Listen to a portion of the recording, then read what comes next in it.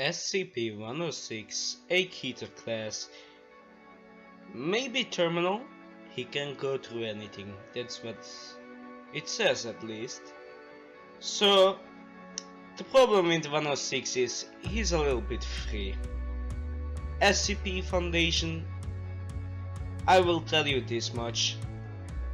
You put something that goes through anything on the ground in a containment that floats. That's not what you want to do.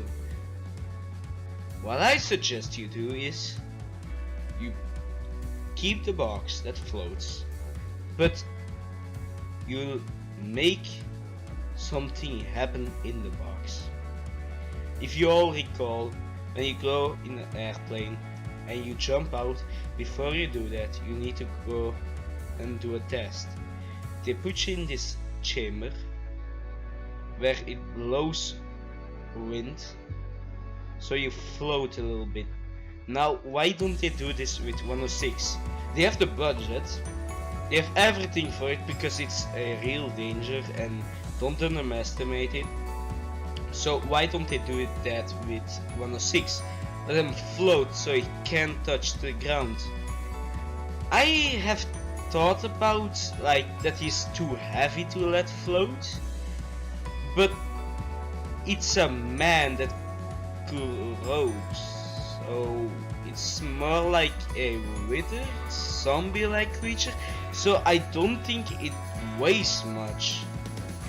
So still the question, why don't they levitate 106 from the ground?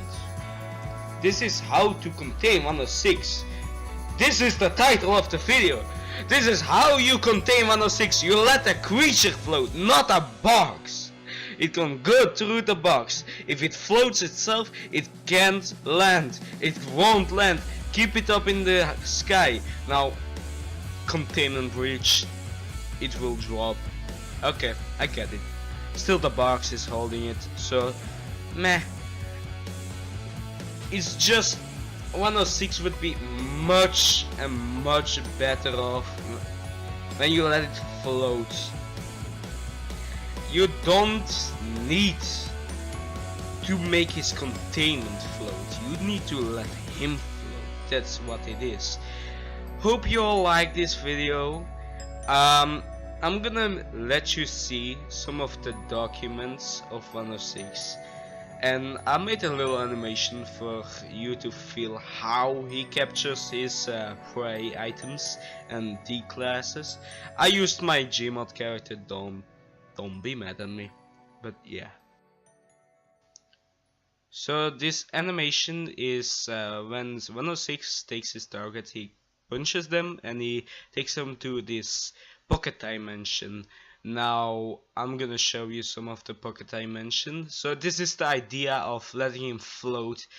It would be more like him literally floating and not like this. This was just a example. So when it floats, it literally can't do nothing, and that would be very good for the Foundation, because if he can't do nothing, he won't escape, and he would even maybe be a Euclid class, because like I said, he wouldn't be able to do shit when he does. So here you have a example of the pocket dimension. To be honest, when you get in there, you're dead. All 106 victims, it's like 173. Once you enter, you're probably dead. You won't escape. Like you can see, you just go through a door and it's all darkness. So yeah, that was my video today. 106, I mean, let it float, that's all I'm saying. The little animation, maybe I'll do it like a separate video, I don't know. Hope you all like this. If you have some comments or questions about 106, I have read all the descriptions, all the stories, so yeah, I have some information, and that's why I suggested it. That's why I say let it float, because 106 is in the air, it is a little bit helpless. Now I have thought about, once it escapes, how can Nine-Tailed Fox get it? something like an air blast or something that pushes it away, because bullets won't affect him, let's be honest. Fire, no, it doesn't do anything. He's invulnerable to pain, so yeah, that's a dumb thing.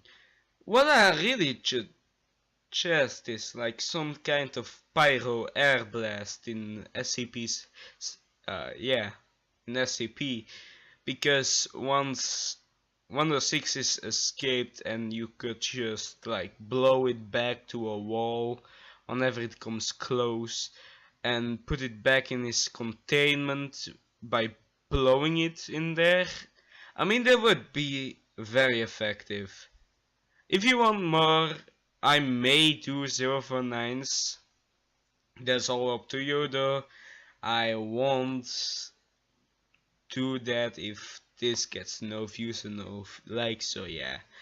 Hope you all like this video. If you find my idea good, subscribe, and that's all.